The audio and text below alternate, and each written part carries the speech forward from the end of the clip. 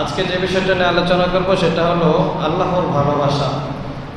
গুনাহ ছাড়ার মাধ্যমে বান্দা আল্লাহ তাআলাকে ভালোবাসতে থাকে, এর মাধ্যমে বান্দা আল্লাহ তাআলার কাছে প্রিয় হয়ে যায়। আর গুনাহ করার মাধ্যমে আল্লাহ তাআলা থেকে দূরে সরে যায়। তো ঈমানদার যারা হবে তাদের অন্তরে সবচেয়ে বেশি ভালোবাসা থাকতে হবে আল্লাহ তাআলার প্রতি। এজন্যই কুরআনুল কারিমে রব্বুল আলামিন সূরা বাকারার 165 নম্বরে বলেছেন, ওয়াল্লাযীনা আমানু আশাদ্দু হুব্বান লিল্লাহ। যারা ঈমানওয়ালা হবে, ঈমান আনবে, মুমিন মুত্তাকি পরহেজগার হবে যারা, তাদের জন্য সবচাইতে বড় করণীয় হলো আশাদ্দু হুব্বান লিল্লাহ। তারা আল্লাহ তাআলাকে সব কিছুর চাইতে বেশি ভালোবাসবে। তাদের অন্তরে সবচেয়ে বেশি থাকবে আল্লাহ তাআলার ভালোবাসা। কারণ যাকে যে ভালোবাসে তাকে সে অটোমেটিক অনুসরণ করতে থাকে, আনুগত্য করতে থাকে। এজন্যই তো কিতাবের মধ্যে আছে, লাউ কানা হুব্বুকা সাদিকান লা আ'তাইতাহু লা আতা'তা, লাউ কানা হুব্বুকা সাদিকান লা আতা'তাহু, ইন্নাল মুহিব্বা লিমান ইউহিব্বু ফামুতিউন। বলে যে তুমি যাকে ভালোবাসবা তো দেখবা তোমার অনিচ্ছা সত্ত্বেও তুমি তার আনুগত্য করতেছ। যার ভালোবাসা অন্তরে বেশি পরিমাণে থাকে, সবচেয়ে বেশি থাকে, দেখা যায় তার ভালোবাসার কারণে তার আনুগত্য অন্তর থেকে এসে পড়ে। ইন্নাল মুহিব্বা লিমান ইউহিব্বু মুতিউন। নিশ্চয়ই প্রেমিক যাকে ভালোবাসে সে তার আনুগত্য করে, তার সন্তুষ্টি কামনা করে। তো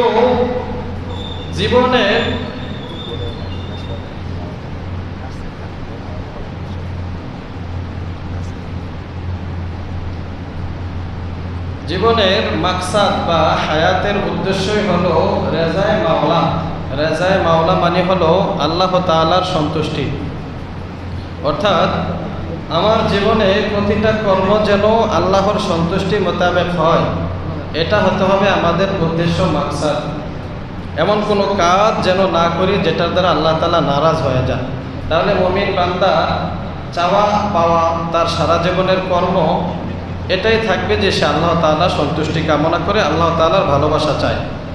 আর আল্লাহর ভালোবাসা চাওয়ার জন্য নবীজি সাল্লাল্লাহু আলাইহি ওয়াসাল্লামও আমাদেরকে দোয়া শিখিয়েছেন। নবীজি সাল্লাল্লাহু আলাইহি ওয়াসাল্লাম নিজেও দোয়া করতেন, আল্লাহুম্মা ইন্নী আসআলুকা হুব্বাক ওয়া হুব্বা মান ইউহিব্বুক ওয়াল আমাল আল্লাযী ইউবাল্লিগুনি হুব্বাক। আল্লাহুম্মা জাআলনি হুব্বাকা আহাব্বা ইলাইয়া মিন বাইনি মিন নাফসি ওয়া আহলি ওয়া মিনাল মাইল বারিদ। এইরকম হাদিসের মধ্যে দোয়া পাওয়া যায়। নবীজি সাল্লাল্লাহু আলাইহি ওয়াসাল্লাম দোয়া করতেন, আয় আল্লাহ, আমি আপনার কাছে আপনার ভালোবাসা চাই। ওয়া হুব্বা মান ইউহিব্বুকা, এবং যারা আপনাকে ভালোবাসে, আপনার ওলি যারা, তাদের ভালোবাসাও চাই। আপনার ভালোবাসা চাই এবং যারা আপনাকে ভালোবাসে, আপনার ওলি, তাদের ভালোবাসাও চাই। ওয়া হুব্বাল আমাল, এমন আমলের ভালোবাসা চাই, আল্লাযী ইউবাল্লিগুনি হুব্বাকা, যে আমল আমাকে আপনার ভালোবাসায় পৌঁছে দিবে। আল্লাহুম্মা জাআলনি হুব্বাকা আহাব্বা ইলাইয়া, আয় আল্লাহ, আপনার ভালোবাসা আমার অন্তরে সবচাইতে বেশি প্রিয় করে দেন। মিন নাফসি ওয়া আহলি ওয়া মিনাল মাইল বারিদি, পরে আমার নিজের জানের চাইতেও যেন আপনার ভালোবাসাটা আমার কাছে বেশি প্রিয় হয়। আমার পরিবার পরিজনের চাইতেও যেন আপনার ভালোবাসা আমার অন্তরে বেশি হয়। ওয়া মিনাল মাইল বারিদি, এমনকি প্রচুর পিপাসা লাগছে, অনেক গরমের মধ্যে ঠান্ডা পানি আমার প্রয়োজন, এ অবস্থায়ও যেন ঠান্ডা পানির চাইতে আপনাকে আমি বেশি ভালোবাসি। সুবহানাল্লাহ। তাহলে এটা হলো মুমিনের হায়াতে মাকসাদের, এটা হলো তার জীবনের মাকসাদ, উদ্দেশ্য হবে এটা যে আল্লাহর ভালোবাসা। অর্থাৎ কামনা বাসনা এটাই থাকবে এবং কর্মেও এটা প্রকাশ করে দেখাবে যে আমি আল্লাহর ভালোবাসা চাই, আমি মাওলায়ে পাকের রেজামন্দি চাই। আমি চাই না যে মাওলা আমার থেকে দূরে সরে যাক, আমি মাওলা থেকে দূরে সরে যাই। কারণ আল্লাহ তাআলা যদি আমার হয়ে যান তাহলে তো আর কোনো টেনশন থাকবে না। जो तू मेरा तू सब मेरा फलक मेरा ज़मी मेरी अगर एक तू नहीं मेरा तो कोई शय नहीं मेरी। আশরাফ আলী থানভী রহমাতুল্লাহি আলাইহি বলতেন, আয় আল্লাহ, তুমি যার হয়ে যাইবা তাহলে তার তো সবই হয়ে যাবে, আসমানও তার হয়ে গেল, জমিনও তার হয়ে গেল, তার আর পাওয়ার কি রইল, চাওয়ার আর কি রইল। যে মাওলা যার হয়ে গেল তার তো আর কিছু চাওয়ার পাওয়ার থাকে না, যথেষ্ট। अगर तू एक नहीं मेरा तू कोई शय नहीं मेरी। আয় আল্লাহ, তুমি একজন যদি আমার না হও তাহলে আমার কোনো কিছুই নাই। সব কিছু পাইলাম, সারা দুনিয়ার সব কিছু পাইলাম, কিন্তু মাওলাকেই পাইলাম না, তো কি হইলো আমার? এগুলো তো কোনো কাজে আসবে না, কিছুই আমার হইল না। এজন্য মাওলার প্রেম, মাওলার ভালোবাসা, এটা হবে ইমানদারদের সবচেয়ে বড় চাওয়া, সবচেয়ে বড় চাওয়া হবে এটা।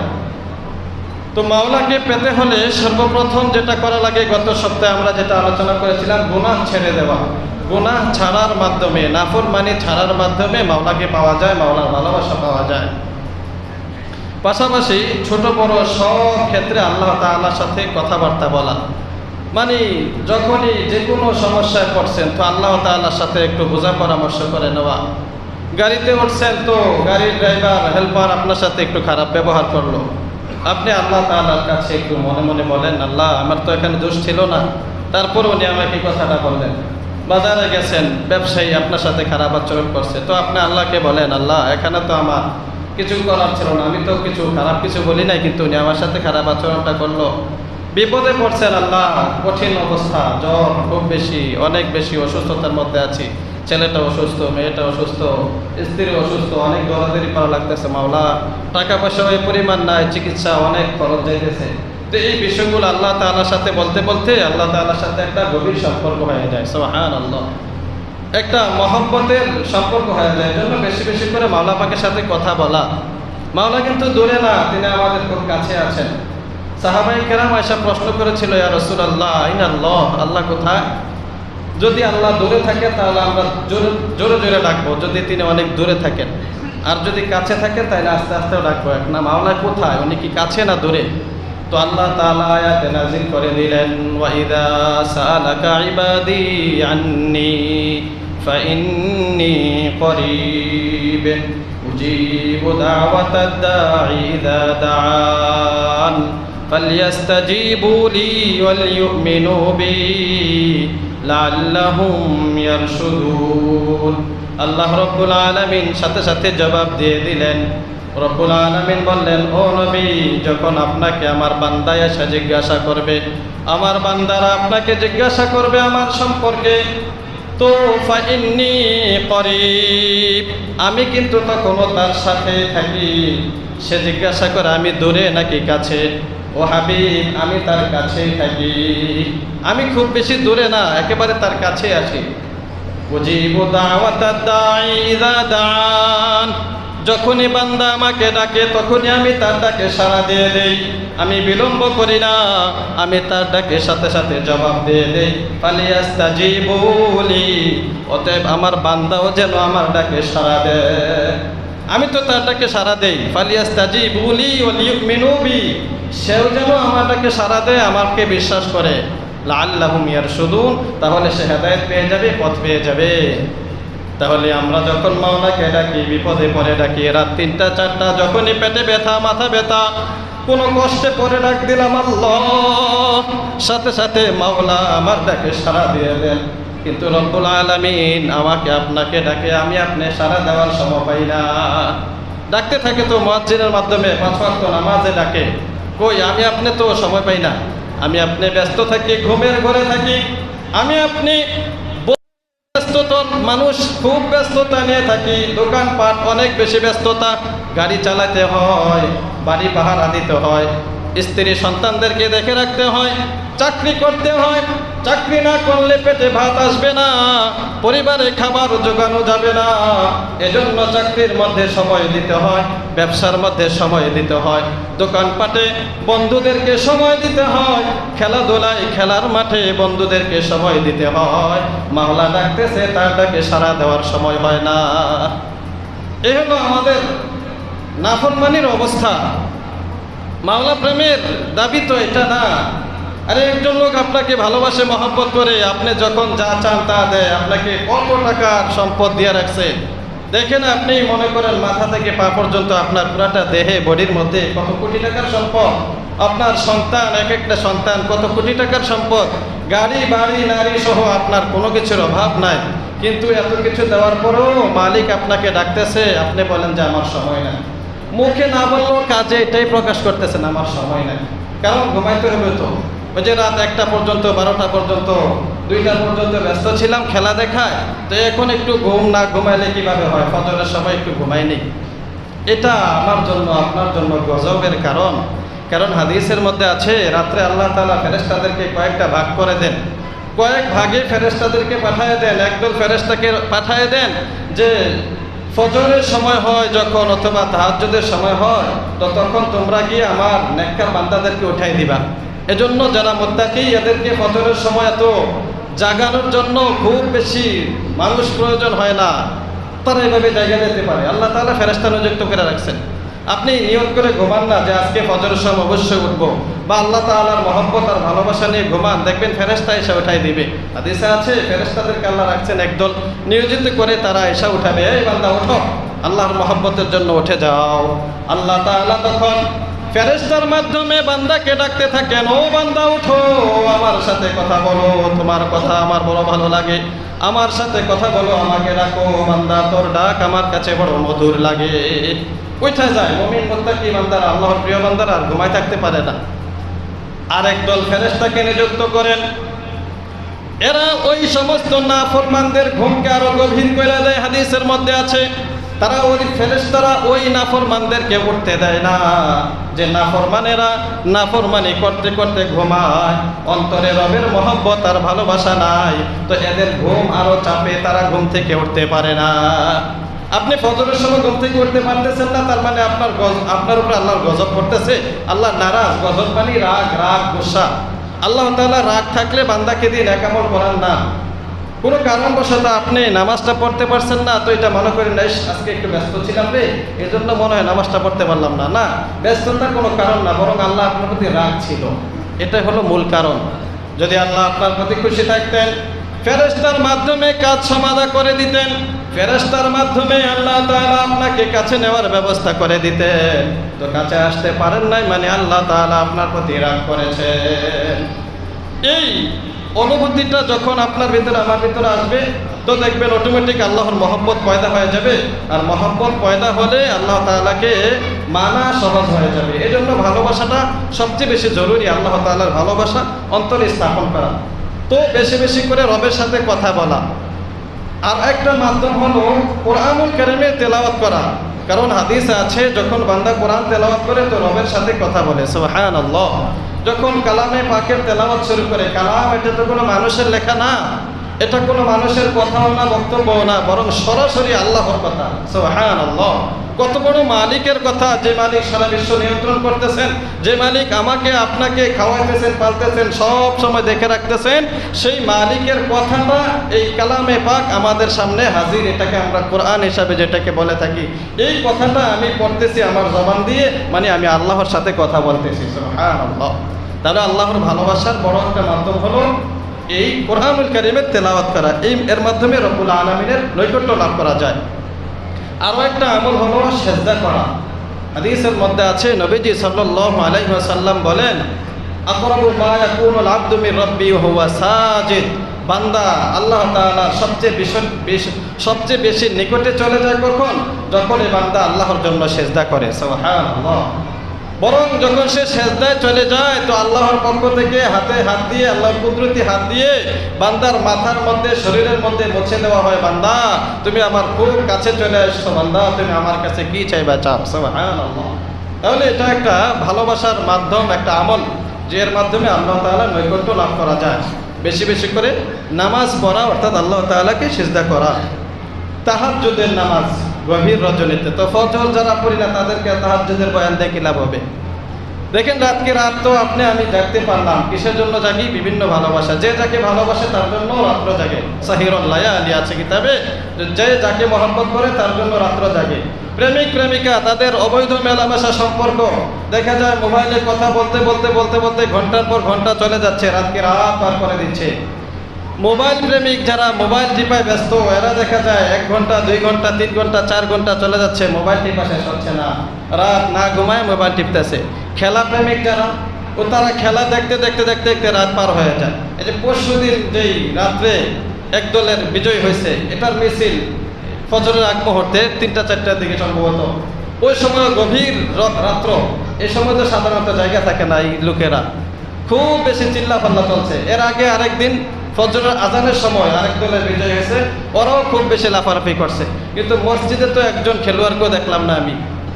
বলেন যে হুজুর খেলা এটা একটা বিনোদন। দেখেন আমি আপনাদের যুক্তিটার উত্তর দিই। এই খেলার কথা যখন আমরা বলি না, আমাদেরকে অনেকে উল্টা ফতুয়া দেয়। উল্টা ফতুয়া মানে এদের কাছে আমরা ফেল। খেলা একটা বিনোদন, এটার মধ্যে আমার কিসের ধর্মটাই না আনেন, উচিত না। এখানে ধর্মটাই না আনে কিনা, উচিত না।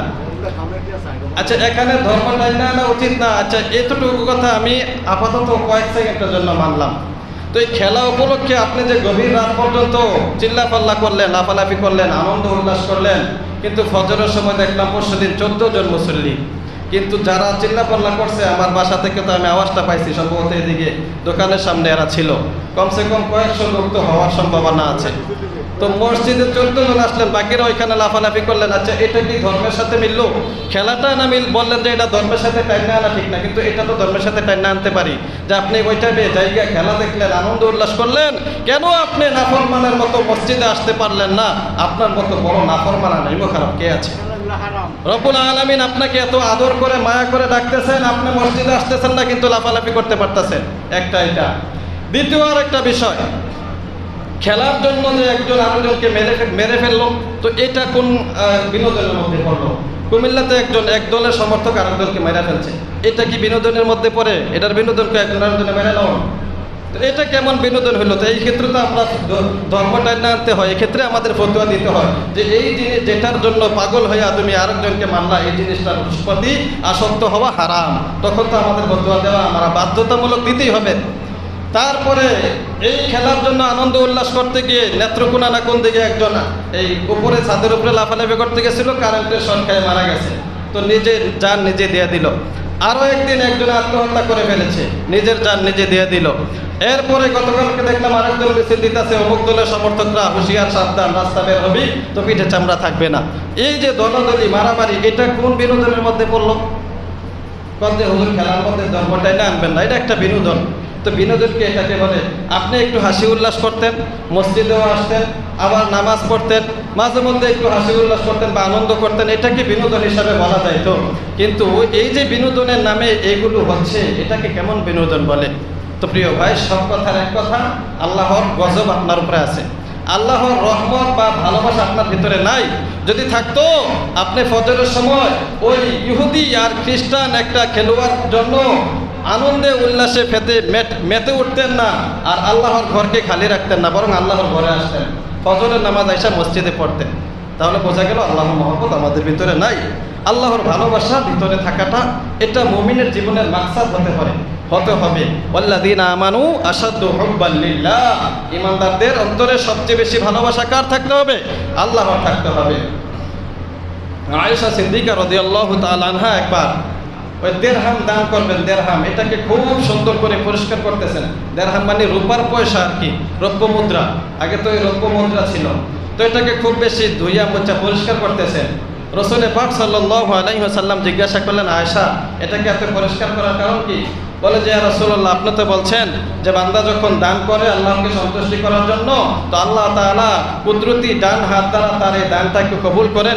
আমি আল্লাহকে দান করব এই ময়লাযুক্ত পয়সা, আল্লাহ তো রাগ করবেন, আমি আল্লাহকে সুন্দর একটা পয়সা দান করব। সুবহানাল্লাহ। মানে ভালোবাসাটা কত গভীরে পৌঁছলে কথাটা বলা যায় যে এটা আমার মাওলা পাককে খুশি করার জন্য দিচ্ছি, তো এটার মধ্যে যেন কোনো ভেজাল না থাকে। তাহলে এটার নাম হলো আল্লাহর মহব্বত, ভালোবাসা। তারপরে এই ভালোবাসাটা আমরা পাবো, বা সাধারণত মানুষ যাকে ভালোবাসে কয়েকটা কারণে ভালোবেসে থাকে। এক নাম্বার কারণ হলো সৌন্দর্যের কারণে। সাধারণত মানুষ যাকে ভালোবাসে কয়েক কারণে ভালোবাসে, এর মধ্যে একটা কারণ হলো সৌন্দর্য। কারণ কেউ অনেক সুন্দর, তার রূপ লাবণ্য বেশি, এজন্য তাকে অনেকে ভালোবাসে। তো আল্লাহ তাআলা সৌন্দর্যের দিক থেকে কোনো দিক দিয়ে কমতি আছে আল্লাহর মধ্যে? নবীজি বলেন ইন্নাল্লাহা জামিলুন ইউহিব্বুল জামাল, আল্লাহ তাআলা হলেন সবচেয়ে সুন্দর, তিনি সৌন্দর্যতাকে ভালোবাসেন। অতএব রবের চাইতে সুন্দর আর কেউ নাই, সমস্ত সুন্দরের মালিক হলেন আমার রব, এর চেয়ে সুন্দর আর কোনো কেউ নাই। অতএব ভালোবাসতে হলে সর্বোচ্চ ভালোবাসাটা রবের জন্যই হতে হবে। দ্বিতীয় নাম্বার আরও একটা কারণ যেটা থাকে সেটা হলো মানুষের গুণাবলী। অনেক বেশি গুণ আছে তার ভিতরে, অনেক ভালো ভালো গুণ আছে। তো আল্লাহ রাব্বুল আলামিনের গুণাবলী কোন দিক দিয়ে কম? নবীজি সাল্লাল্লাহু আলাইহি ওয়াসাল্লাম বলেন লা উহসি সানাআন আলাইকা আনতা কামা আসনাইতা আলা নাফসিক।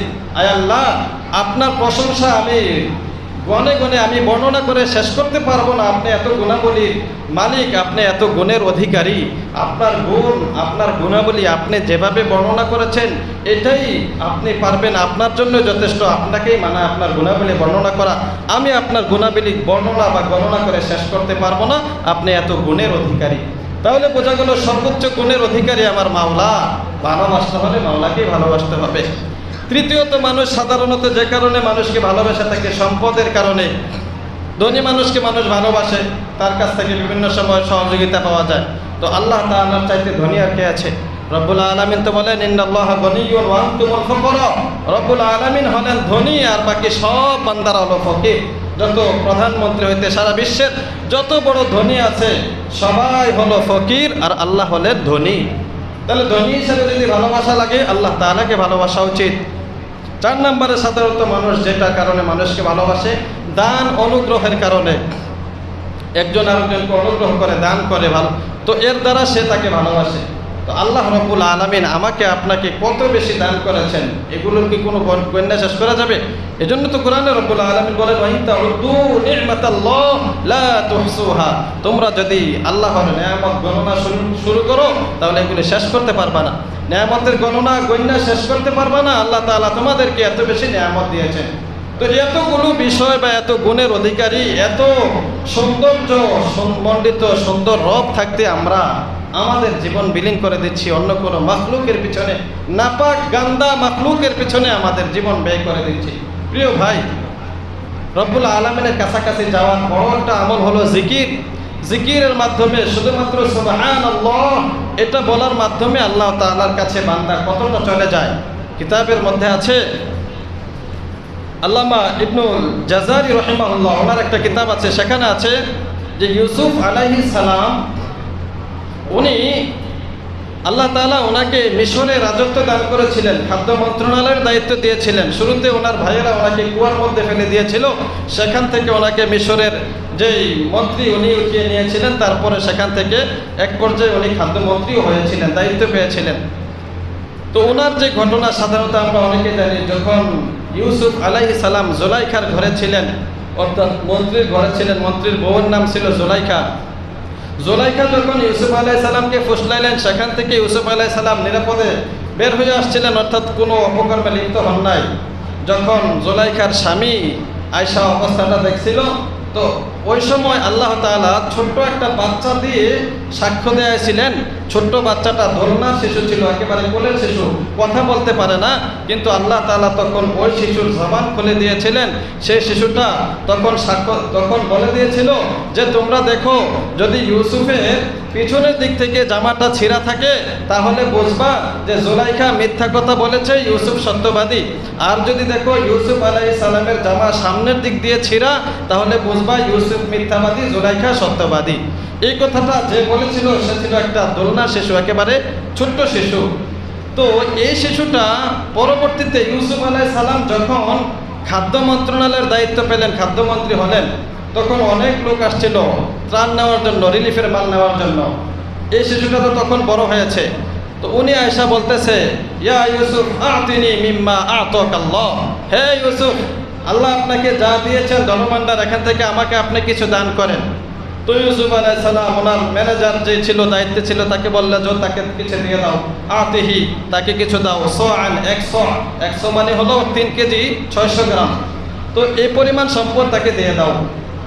এরপরে লোকটাকে এতটুকু সম্পদ দেওয়ার পরে আবার বলতেছে আতিনি মিম্মা আতাকাল্লাহ, জিদনি, বলে যে আমাকে আরো কিছু বাড়ায়া দাও।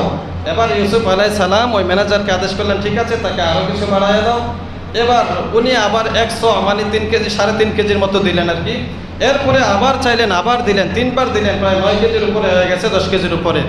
তো এখন এই লোকটা আবার বলতেছে জিদনি, আমাকে আরো দাও।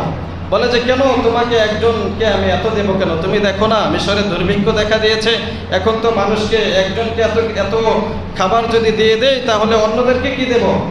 এবার এই লোকটা বলল, ইয়া ইউসুফ লাউ আরফতানি লা আরদাইতানি, হে ইউসুফ, যদি তুমি আমাকে চিনতা তাহলে তুমি আমাকে খুশি করে দিতা, আমি যা চাই তা দিতা। সুবহানাল্লাহ।